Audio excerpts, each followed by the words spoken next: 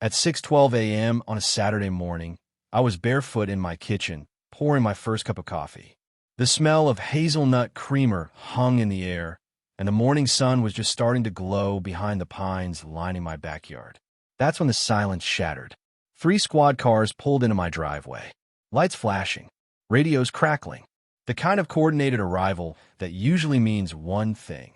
Someone thinks they've already won. I didn't flinch, didn't panic. I just set the mug down on the granite counter, walked to the drawer by the fridge, and clipped my badge onto my belt. The metal felt cold against my hip. Familiar. Grounding. Outside, one of the officers stepped forward, hand already on his holster. I could see the hesitation in his eyes. Young. New. Sweating.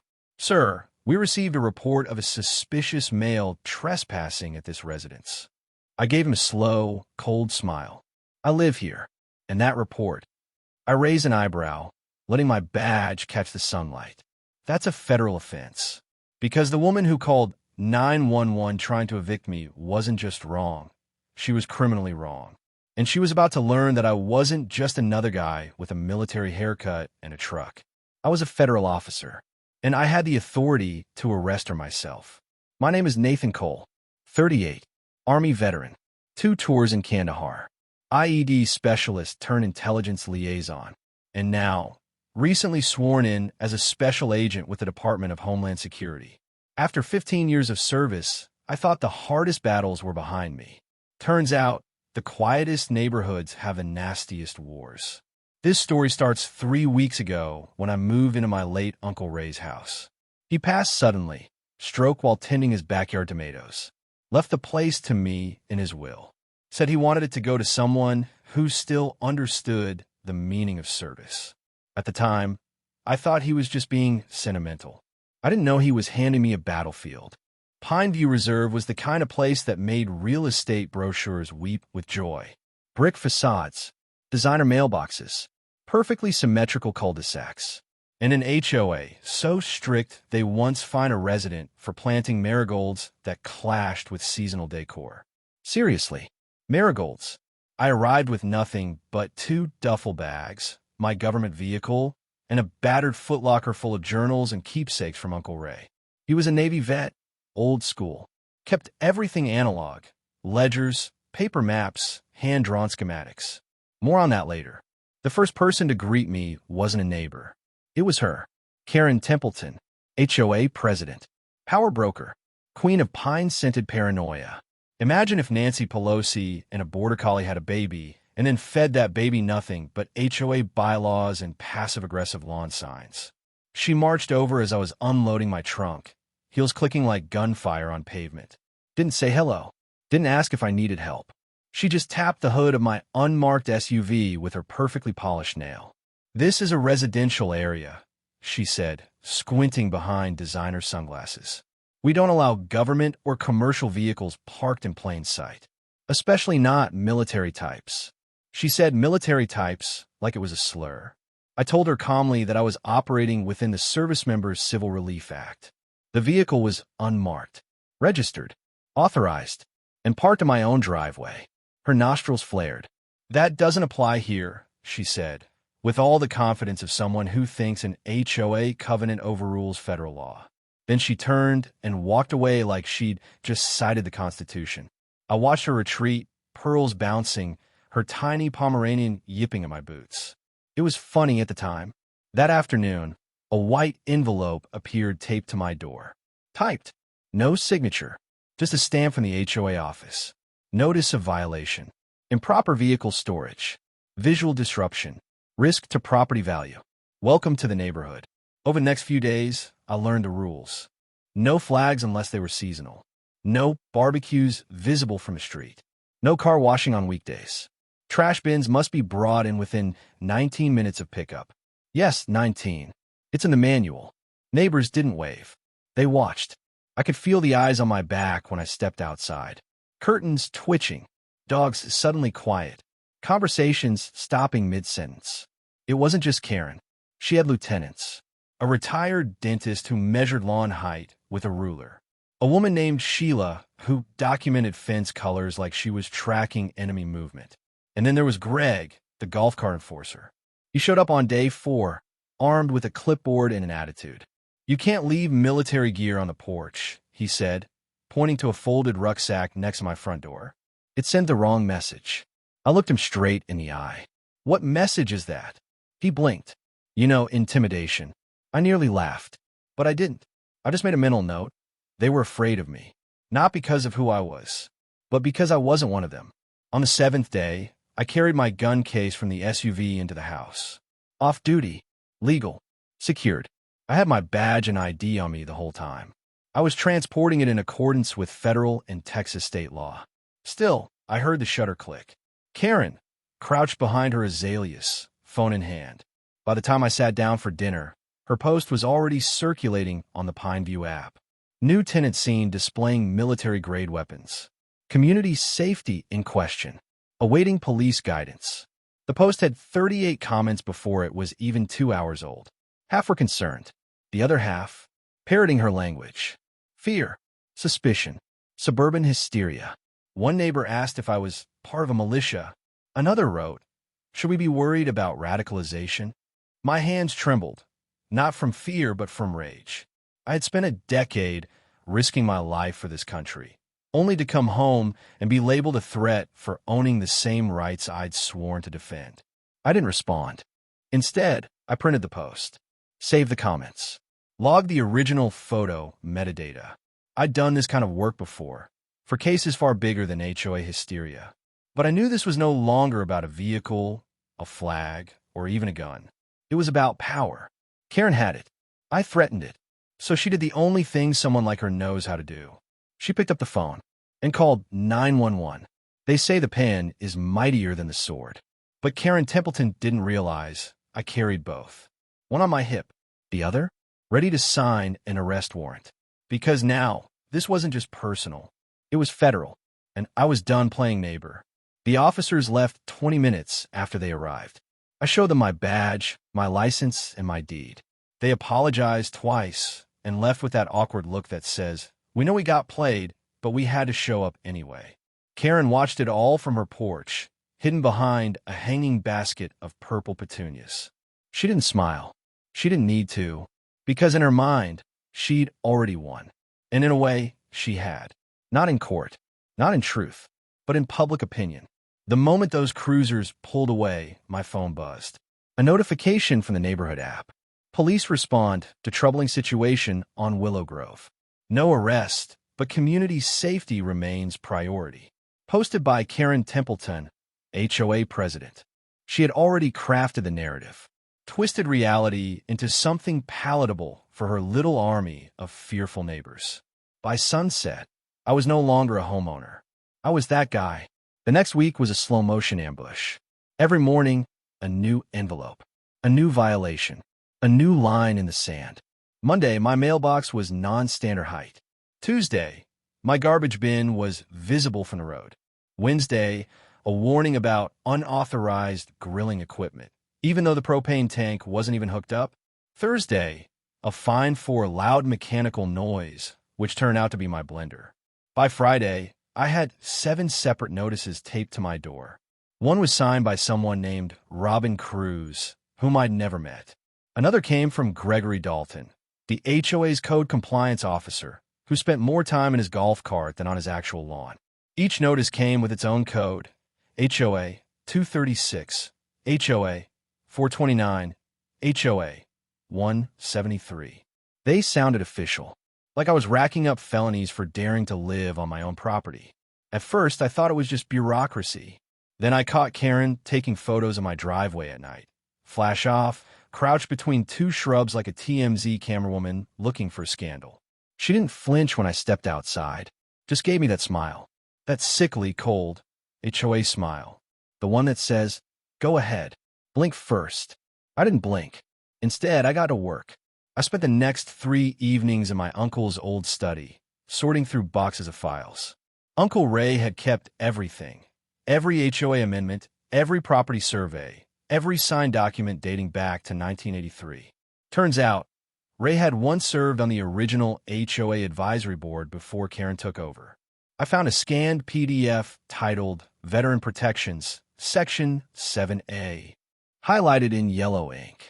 No homeowner may be penalized, cited, or otherwise reprimanded for vehicle type, flag display, or security-related installations if said homeowner is a verified veteran or active duty service member. Federal protection. Local protection. In writing. But Karen hadn't just ignored it. She had buried it. 2 years ago, she had the board streamline the community rules. The new version, glossier, flashier, but missing key protections, was mailed to every resident with a cover letter. Our updated guidelines reflect the modern needs of Pineview Reserve. What it really meant was we scrubbed out anything that limits our control. Then came the barbecue. It was just a few burgers with 2 old Army buddies, Marcus and JT, both of whom lived 1 county over and dropped by with beer and camp shares. We grilled on the patio, laughed about deployments, told the kind of jokes only people who've seen bad things can tell without flinching. It was over by 8:30. But at 9:07 p.m., my phone rang. Unknown number. Local area code. I answered. Is this Nathan Cole? Yes. This is Officer Renee Park from Pine County Sheriff's Department. We received a call from a resident in your neighborhood. Something about a potential militia gathering. I stared at the phone. At what? A militia gathering. Firearms. Tactical talk. Concern for community safety. It took everything in me not to scream. Instead, I said, calmly, Officer Park, I'm a federal agent. Off duty. No laws were broken. No weapons were displayed. You're welcome to come by. She paused. Then she said, No need, sir. We're familiar with your clearance level. Just doing our due diligence. That should have been the end of it. But I knew better. This wasn't about law. This was about fear. Manufactured, weaponized fear. Spread with the precision of a political campaign. The next morning, I walked outside to find a pink flyer tucked under every windshield on the block. Concerned about rising militarization in our neighborhood? Join the HOA Safety Committee meeting, Thursday at 6 p.m. Hosted by Karen Templeton. Below it, in tiny print, we deserve to feel safe in our homes. She was turning the neighborhood against me. And it was working. That night, I watched an elderly couple cross the street when they saw me coming. A middle-aged woman snapped her blinds shut when I waved. A teen boy mumbled something under his breath as he biked past. And the worst part? I wasn't angry. I was ashamed. I had faced down terrorists, bomb makers, and corrupt warlords. But nothing ever made me feel like an intruder in my own home. Karen had done that with a clipboard and a whisper campaign. But what she didn't realize, what she couldn't have known, was that I'd spent years building cases against people just like her. People who abused systems. People who twisted laws to intimidate and control. People who thought the badge was a toy until it was turned around on them. I started documenting everything. Every flyer. Every violation code. Every social media post. I installed a new set of cameras. Covert, high-res, night vision, tied directly to cloud storage and backed up across 2 encrypted servers. I pulled local zoning maps, HOA meeting minutes, and property deed filings. I created a case file, one she would never see coming. Because she wanted a fight? Now, she had won. Every operation has a pivot point, a moment when the mission changes from survival to strategy. For me, that moment came on a Wednesday morning just after 3 a.m. when a motion sensor on my side gate tripped. The camera pinged me. Infrared feed. There she was, Karen's little enforcer, Greg Dalton, creeping into my backyard with a flashlight and clipboard. He scanned my patio like a surveyor, stopping to write something down when he spotted the backup generator I'd installed last week. A minute later, he was gone, slipped out the way he came. Quiet, practiced, but not invisible. I clipped the footage, watermarked it, and sent it to my encrypted archive. Then I did something I hadn't done in years. I opened a blank incident report on a secure DOJ interface and started typing. Because this wasn't just harassment anymore. It was trespassing. It was targeting.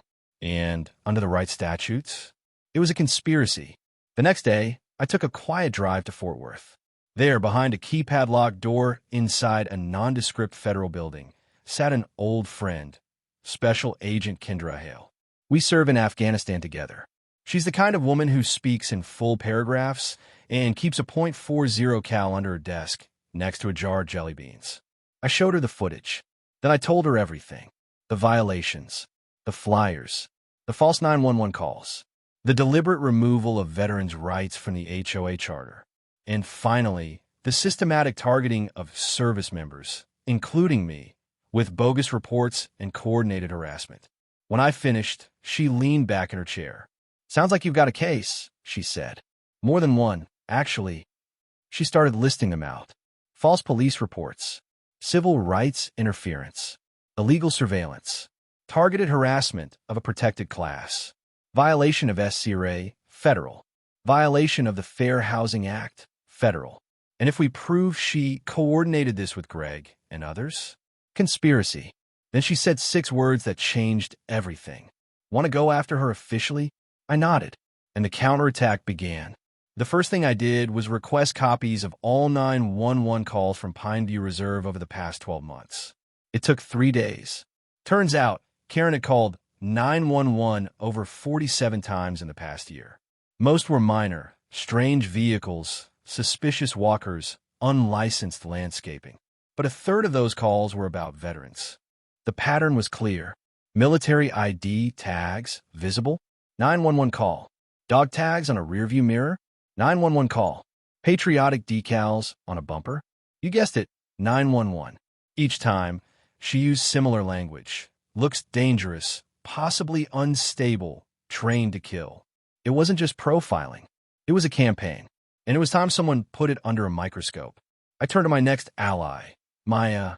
She's my younger sister. Brilliant, fierce, and a civil rights attorney who built her career taking down small-town corruption. When I sent her the initial evidence packet, she called me 5 minutes later. "You're sitting on a gold mine," she said. "This isn't just an HOA feud. It's a discrimination case waiting to explode." She joined the mission immediately, filing 2 FOIA requests and drafting a cease and desist against the HOA board. Meanwhile, I visited every veteran I could find in the neighborhood. There were more than I expected. Some retired, some disabled, some just trying to live quietly. And all of them had the same stories. Petty violations, HOA fines, concerned neighbor wellness checks. One man, a 73-year-old Vietnam vet named Mr. Hughes, told me they once fined him for displaying a folded flag in his front window. Another, Sergeant Lucy Tran, said she was forced to repaint her home after Karen claimed her olive drab shutters were triggering. They were building a paper cage around anyone who didn't fit their vision of the perfect, passive suburban citizen. And that cage was about to fall apart. Then, Karen overplayed her hand. Again, late one night, I caught her on camera delivering a manila envelope to Greg's front door. She looked over her shoulder twice. No lights, no words. Just a silent drop-off. I retrieved the footage, enhanced it, and isolated her face. Clear as day. Later that week, Greg issued me a new violation for aggressive lighting. Apparently, my porch motion lights were too sensitive and frightening neighbors. That's when I printed out the HOA charter. And this time, I brought it with me to the monthly board meeting. The room was packed. Half the neighborhood had shown up, not to support me, but to spectate. Karen sat at the head of the long folding table like she was chairing the UN. Greg flanked her, clipboard ready. I waited until public comment opened. Then I stepped forward. "My name is Nathan Cole," I said. "Homeowner, veteran, and current federal agent." Murmurs. A few people sat up straighter. "I've come to read a few sections from your own HOA charter, specifically the ones that protect veterans from discrimination, unlawful citations, and targeted enforcement." I read them aloud, word for word. Then I handed Karen a printed timeline. Every violation, every 911 call, every flyer. Highlighted, annotated, cross-referenced with federal statutes. Karen opened her mouth, but I held up a hand. "I'm not finished," I said. Then I played the clip of Greg sneaking into my yard. And then, Karen delivering the envelope. The room went dead silent. "I have shared this footage with the DOJ," I said calmly. "What happens next is up to you." Karen turned red, then white, then red again. Greg stood up and left the room without a word. A woman in the second row whispered, "Oh my God." And for the first time since I moved in, the neighborhood was listening. 2 days after the HOA meeting, my motion sensors lit up again. 1:12 a.m. Karen was back, but this time, she wasn't alone. Through the night vision feed, I saw two people, Karen and Greg, creeping down the side of my house. Karen carried a notepad. Greg had a flashlight. He was pointing it at my electrical box. She was writing something down. At one point, she even pulled out a tape measure and began stretching it along the property line. They didn't knock, didn't ask, didn't announce themselves. They trespassed. Again. But this time, they weren't documenting violations. They were trying to find something they could report as dangerous. As soon as they walked away, I uploaded the footage to the shared drive Maya, and I had set up. She texted one word back. Enough. I agreed. The next morning, I made 3 calls. The first was to Kendra, my contact at DHS. The second was to Maya, who filed a formal cease and desist for stalking, trespassing, and harassment on behalf of not just me, but 4 other veterans in the neighborhood who had since joined our case. And the third? That one was to the Pine County Sheriff's Office. Not as a concerned citizen, but as a federal agent. The sheriff himself, Wayne Hallbrook, agreed to meet me in person. We sat on a shaded bench outside the courthouse while I laid out the case. Videos, timelines, HOA manipulation, 911 abuse. To his credit, he didn't try to minimize it. I've seen HOA types throw their weight around before, he said, adjusting his hat. But this is organized. Then I showed him the call logs, Karen's 4-7 emergency calls over the past year, 18 of them directly targeting veterans. When I told him about the latest incident, he frowned. She came on your property? Uninvited. With Greg. At 1 a.m. He scratched his jaw, then leaned forward. You know what that sounds like? Go on. Criminal trespass. Stalking. Coordinated conspiracy to interfere with civil housing rights. I nodded. Exactly what I'd hoped he'd say. But Karen wasn't done. Not yet. Because when tyrants feel power slipping away, they don't go quietly. They go nuclear. 2 days later, Saturday morning, I hosted a cookout. Just like the one she reported weeks ago. Except this time, it wasn't just me and 2 buddies. It was half the veterans from the surrounding counties. Men and women who had heard about the situation and decided to stand with me. We didn't wear uniforms, didn't wave signs, just ate burgers, shared stories, and tried, if only for one afternoon, to feel normal again. That's when the sirens came. For patrol vehicles, 1 fire truck, and, unbelievably, a hazmat van. I didn't need to ask. I already knew. Karen had told 911 we were hosting a paramilitary chemical training exercise. Hazardous materials, weapons, unlicensed gathering. She claimed she heard chanting, said she saw masked figures with gear bags. All eyes. I stood calmly on the lawn as the officers stepped out. One of them, Officer Daniels, who'd visited before, met my eyes. I'm sorry, Agent Cole. We had to check it out. I showed him the guest list. Then I pulled out the footage, real-time, high-definition video of Karen standing across the street with binoculars, whispering into her phone just 5 minutes before the call. He looked at it, sighed, and turned to his radio. Dispatch, we've got a confirmed false report. I repeat, false emergency call. Stand down on hazmat. I walked over to the command van and asked for a copy of the 911 call. They had it ready. Karen's voice, trembling with fake urgency. I'm afraid for my life. There's a gathering. I think they're paramilitary. There might be weapons, chemical ones. I played it for the veterans standing nearby. You could feel the air shift. One of them, Sergeant Lucy Tran, shook her head and said, she's not just harassing you. She's trying to paint all of us as terrorists. That's when I made the call. Karen Templeton had just committed a federal felony. False reporting to emergency services. Abuse of 911. Targeting a protected class. And now, we had it all on record. The following Monday, a federal marshal arrived at her door.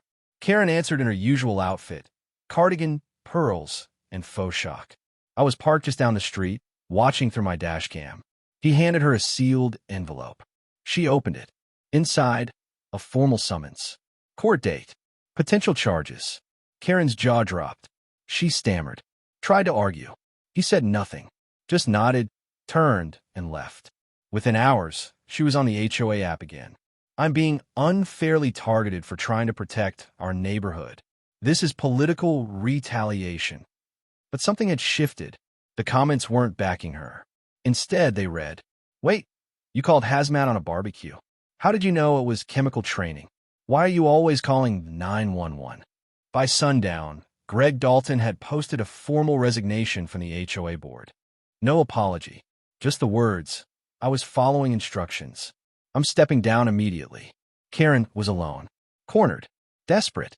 But the law didn't care how powerful she once felt, because she made the fatal mistake every tyrant makes. She assumed no one could touch her, and now she was about to find out just how wrong she was. Change doesn't come all at once. It starts with a crack, a pause, a glance that lingers a second too long. And in Pineview Reserve, it started on trash day. I was dragging my bin to the curb when I saw her, Mrs. Delaney, 2 houses down, standing in her doorway like she always did. For weeks, she'd avoided eye contact, shut her blinds when I walked past, never waved. But this time, she stepped outside, took a breath, and said, "I saw what Karen did. The hazmat thing. That wasn't right." I stopped in my tracks. "No," I said quietly. "It wasn't." She nodded. "My husband served in Desert Storm. You remind me of him." That's all she said. But it was enough. Because once one person speaks up, others follow. The next week, the neighborhood app exploded. A new thread appeared. "Is it time for new leadership?" Posted by Amelia R., Lot 14. Amelia had always been one of Karen's quiet supporters. Never confrontational, always cordial. But now, she was calling for a vote to recall Karen as HOA president.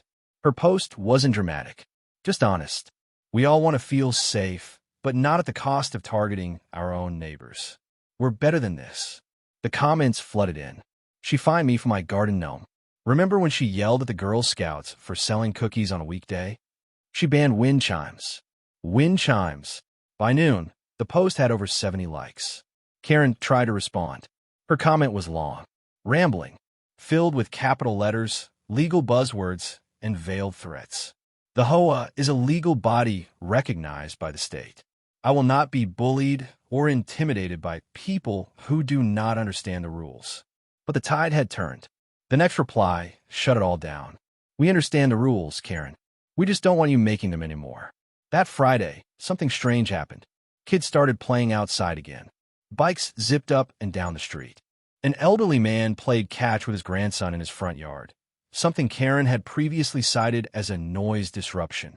For the first time since I moved in, Pineview felt like a neighborhood, not a surveillance state. People started stopping by. Some brought cookies.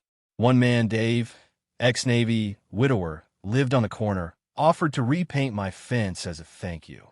Another neighbor, Elena, brought me a handwritten letter.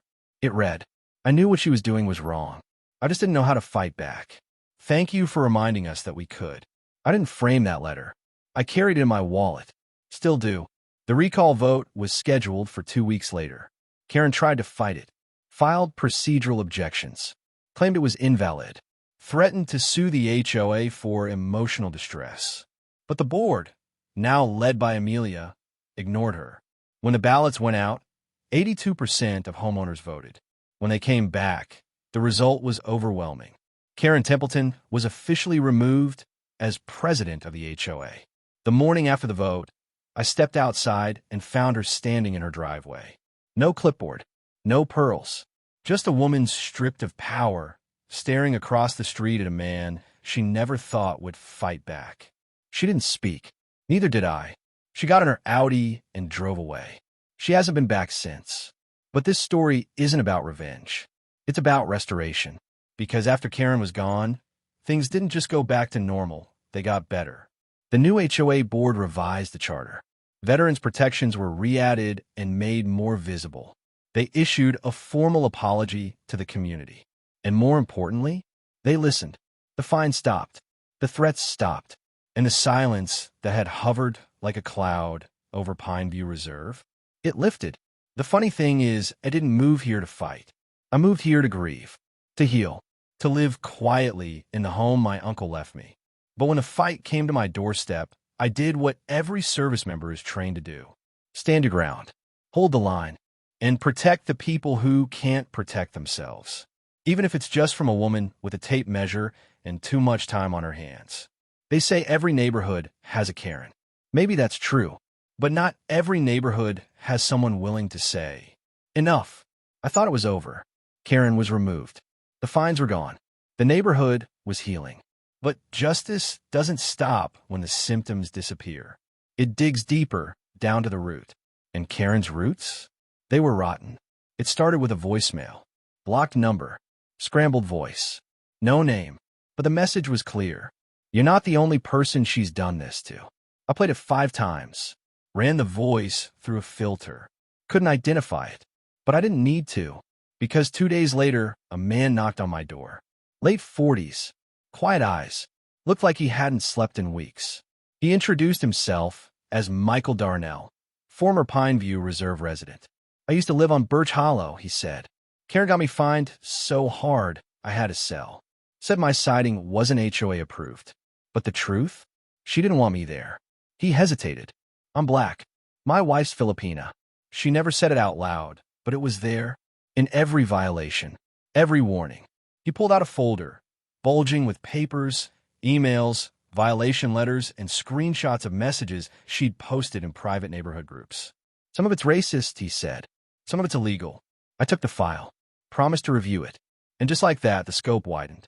Maya and I spent the next 48 hours cross-referencing Karen's violations from the last 5 years with property sales, demographic data, and complaint records.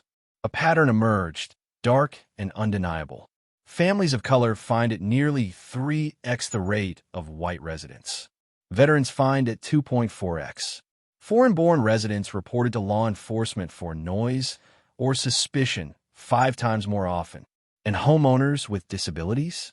Harassed for things like medical equipment visibility and unsightly accessibility ramps.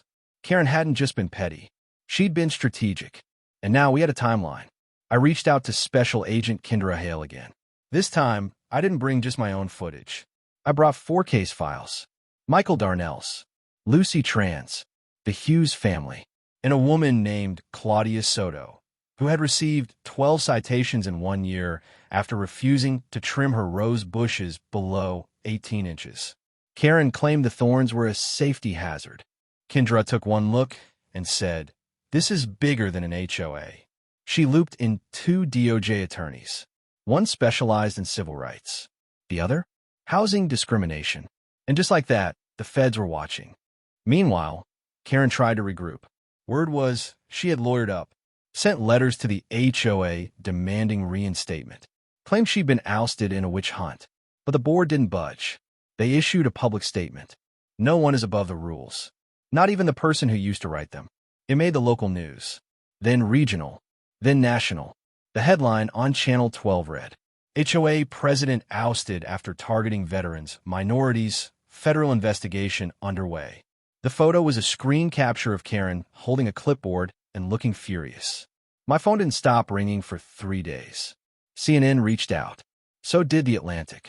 Even a podcast producer asked if I'd share my story on a show called The Tyranny of Suburbia. But I said no, because this wasn't about going viral. It was about seeing it through. Then, the Real bomb dropped. Through an anonymous tip, likely one of Karen's former allies flipping to save themselves. The DOJ learned that Karen had falsified financial documents while serving as HOA president. Overbilled landscaping contracts. Emergency funds paid to companies she owned under a maiden name. Phantom repairs billed to properties that didn't request them. Thousands of dollars. Possibly hundreds of thousands. Now the IRS was involved. A forensic accountant found 6 shell companies linked to Karen. Greg's name showed up on one. So did a man named Peter Langston, a retired city councilman who'd helped Karen rewrite the HOA bylaws 2 years ago. Corruption wasn't just incidental. It was engineered. It had been going on for years. By now, Karen had stopped posting, stopped walking her dog, stopped pretending. Her Audi was gone, curtains drawn, lights out. But the law doesn't knock politely. It knocks hard. On a Tuesday morning at 6:43 a.m., almost exactly 1 month to the day after she called 911 on my barbecue, 2 black Suburbans pulled up in front of Karen's house. Federal agents stepped out. So did a county sheriff. So did Kendra Hale. I watched from my driveway as they walked to her front door, crisp and calm. There was no drama, no shouting, just a brief exchange. And then Karen, wearing pajama pants and a wrinkled HOA sweatshirt, was led down her front steps in handcuffs. The neighborhood watched in silence. One man filmed it from his window. Another woman, Amelia, the new HOA president, stood beside me and said, "Took long enough." I didn't smile, didn't cheer, just whispered, "Justice isn't loud. It's consistent." Later that day, I sat in my uncle's study, holding his old fountain pen, the same one he'd used to write his letters, draft his notes, defend his community in his own quiet way. I thought about how proud he'd be, and how this fight wasn't just mine anymore, because now the system was awake, the community was aware, and the people who once lived in fear were finally free to breathe again. Justice is never fast, and it's never perfect, but sometimes it arrives quietly, without celebration, like dawn sliding over the horizon after a long, sleepless night. That's how it felt the day after Karen was taken away. No parades, no headlines, just stillness and sunlight, and the sound of wind in the pine trees that line my backyard. I stood on the front porch of the house Uncle Ray left me, bare feet on warm wood, a coffee mug in my hand, watching the neighborhood I once considered hostile slowly come alive. Kids were biking in the cul-de-sac again. A woman 2 doors down was planting marigolds. Yes, marigolds, the same flowers Karen once banned for clashing with seasonal decor. And directly across the street, a family I'd never seen smile before was setting up a lemonade stand. The sign said, "Free for veterans." I took a photo and saved it. Not for evidence, for memory. Inside, I opened the cabinet above the fireplace and pulled out a small, folded American flag. It was the one that had draped Uncle Ray's coffin. Until now, I hadn't had the heart or the courage to fly it. But this morning felt right. So I stepped into the yard, raised the flagpole that Karen once claimed lowered property values, and ran that folded triangle of red, white, and blue up into the wind. It snapped to attention like it had been waiting, and as I saluted it, out of habit, out of respect, I realized something. This wasn't just about me. It was about everybody Karen had silenced. Later that afternoon, I met with the new HOA board. Amelia chaired the meeting, and the energy in the room was different, warmer, quieter, more human. No clipboards, no scowls, just neighbors. The board officially repealed Karen's rulebook and replaced it with a new charter, one that restored the veteran protection she had removed, added a community mediation clause, and created a rotating oversight seat for a local resident with military or first responder service. They offered that seat to me. I declined. "I didn't do this to get a seat at the table," I said. "I did it so the table couldn't be weaponized again." They understood. Instead, I nominated Lucy Tran. She smiled for the first time since I'd met her. The lawsuits against Karen began shortly after. Civil suits, federal charges, IRS investigations. The whole machine was in motion now. I didn't need to press it forward. The system was finally doing its job. And as for Greg, Peter Langston, and the other shadows in Karen's network, some lawyered up, some resigned. One moved out in the middle of the night. Pineview was purging itself, one coward at a time. About a week later, a letter came in the mail. No return address. Just a single sheet of paper, handwritten in tight, nervous script. "You didn't just take on Karen. You reminded us we didn't have to be afraid. Thank you for that. I hope you stay. We need more people like you." No name, but I didn't need one. Because that's what healing looks like. Not banners and broadcasts, but one quiet moment of honesty from a neighbor who used to look the other way. I thought about leaving, selling the house, starting fresh somewhere else, somewhere with less baggage. But Pineview Reserve didn't feel like a battlefield anymore. It felt like home. My home. The one my uncle built with his bare hands. The one I defended. Not with weapons, but with words, footage, patience, and principle. That night, I sat in the study and opened Uncle Ray's old journal. On the inside cover, in faded ink, he'd written a quote. "The price of freedom is eternal vigilance, but the reward is peace you don't have to earn again." I smiled, folded the page, and let myself exhale.